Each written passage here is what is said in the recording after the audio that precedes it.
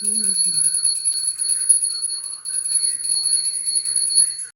Guys, welcome back to Jeeva lifestyle vlog. So இன்றைக்கி நம்ம சேனலில் என்ன பார்க்க போகிறோம்னு பார்த்தீங்கன்னா, சித்திரை ஒன்று வந்து கனிக்காணுதல்னு ஒரு சம்பிரதாயம் இருக்குது. ஸோ நம்ம அந்த கனிக்காணுதலில் வந்து என்னென்ன பொருட்கள் வைக்கணும், அதை நம்ம எப்படி பண்ணணுன்றதை வீடியோவில் நான் ஃபுல்லாக சொல்லியிருக்கேன். ஸோ கண்டிப்பாக வீடியோ ஸ்கிப் பண்ணாமல் பாருங்கள்.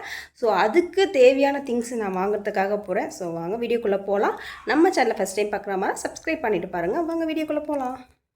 நான் வந்து கடையை சாத்துறதுக்கே பார்த்தீங்கன்னா 9:30லேருந்து 10 மாதிரி ஆயிடுச்சுங்க. ஸோ அதுக்கப்புறம் தான் நான் போய் தேவையான திங்ஸ் வாங்கணும். பட் நான் பண்ண தப்பு நீங்கள் பண்ணிடாதீங்க.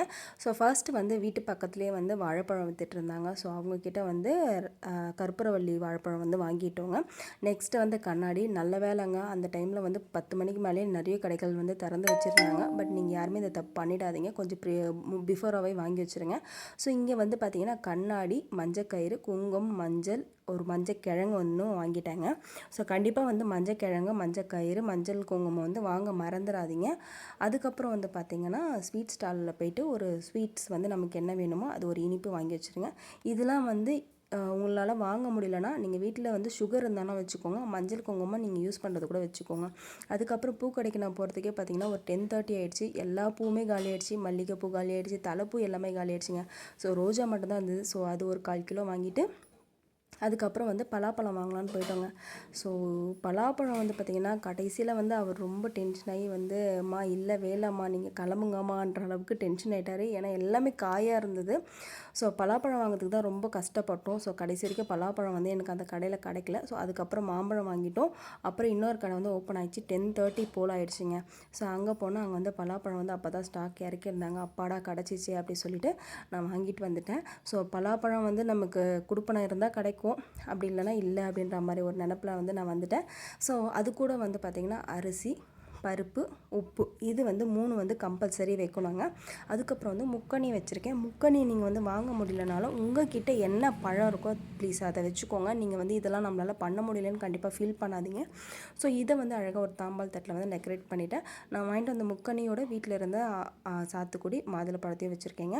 ஸோ வெத்தலைப்பாக்கு இதே மாதிரி அரேஞ்ச் பண்ணிவிட்டு முக்கனியை தனியாகவும், அப்புறம் வந்து கூட கேஷு, சில்வர் பொருள், அதுக்கப்புறம் வந்து பார்த்திங்கன்னா காயினு, கோல்டு, உங்கள்கிட்ட என்ன இருக்கோ அதை வைங்க.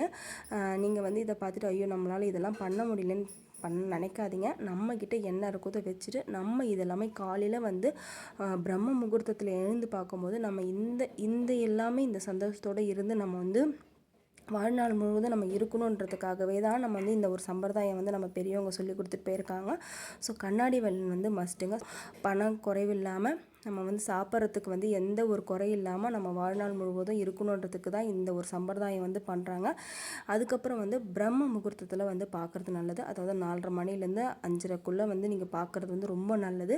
நீங்கள் வந்து காலையில் எழுந்துக்கும் போது ஃபோனையோ இல்லை வேறு எதையும் நீங்கள் பார்க்காதீங்க. காலையில் எழுந்தோடனே அந்த கண்ணாடி ஒன்று வச்சுட்டு இந்த ஆப்போசிட்டில் இருக்கும்போது உங்களுக்கு பிளேட்டில் இருக்கிறது எல்லாமே அந்த கண்ணாடியில் தெரியும்.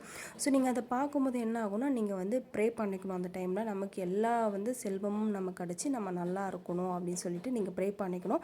நமக்கு மெயினாக வந்து உணவு குறைபாடு, ஆடை ட்ரெஸ்ஸாக இருக்கட்டும், நமக்கு பண வசதியாக இருக்கட்டும், நமக்கு எந்த கஷ்டமும் இல்லாமல் அந்த மாதிரி வைக்கணும். நான் அன்னபூரணி எங்கள் வீட்டில் இருந்ததுங்க. ஸோ அதை எடுத்து நான் அந்த அரிசியில் வந்து வச்சுட்டேங்க. அதுக்கப்புறம் அம்மா வந்து காலையில் வந்து கும்பிட்றதுக்கு வந்து எல்லாமே ரெடி பண்ணிகிட்டு இருந்தாங்க. நான் வந்து தூங்குறதுக்கு வந்து பார்த்திங்கன்னா கிட்டத்தட்ட ஒரு 1 ஆகிடுச்சிங்க. நான் எல்லாமே ரெடி பண்ணி வைக்கிறதுக்கு. மார்னிங் வந்து ஒரு 4:30 போல் எழுந்து நாங்கள் சாமியை வந்து நான் அரேஞ்ச் பண்ணி வச்சு தான் பார்த்துட்டோம். அதுக்கப்புறம் ஒரு 6 to 7 எழுந்து காலையில் வந்து கோலம்லாம் போட்டு நம்ம வந்து சாமி கும்பிட்றதுக்கு எல்லாமே ரெடி பண்ணியாச்சுங்க. ஸோ வடை பாயாசத்தோடு நம்ம வந்து சாப்பிட்றோன்னு வைங்களேன், உண்மையாகவே சொல்கிறேங்க, நம்ம வந்து என்ன தான் நம்ம வந்து பிரியாணியாக இருக்கட்டும் இல்லை வேறு எந்த ஃபுட்டு சாப்பிட்றோம், இந்த சாப்பாடுக்கு வந்து எந்த ஒரு சாப்பாடுமே இணை இல்லை தாங்க. கண்டிப்பாக ஆமான கீழே கமெண்ட் பண்ணுங்கள்.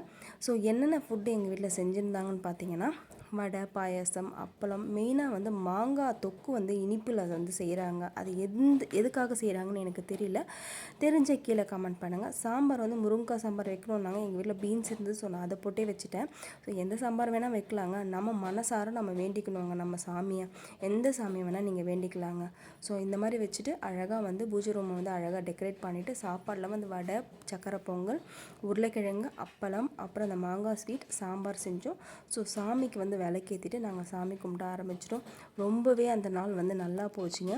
ஸோ எல்லாமே வந்து டே 1 இருக்கட்டும், வாரத்தில் ஃபஸ்ட்டு டேவாக இருக்கட்டும், வருஷத்தில் ஃபஸ்ட்டு டேவாக இருக்கட்டும், ஸோ அது வந்து மார்னிங் அந்த டேவோட மார்னிங்காக இருக்கட்டும், நம்ம காலையிலையா இருக்கட்டும், நம்ம எந்திரிக்கும் போது நமக்கு அந்த டே வந்து ஸ்டார்ட் ஆகுதோ அதே மாதிரி அந்த சந்தோஷத்தோடய தான் டே எண்டும் இருக்கும். அது சந்தோஷமாக கஷ்டமோ.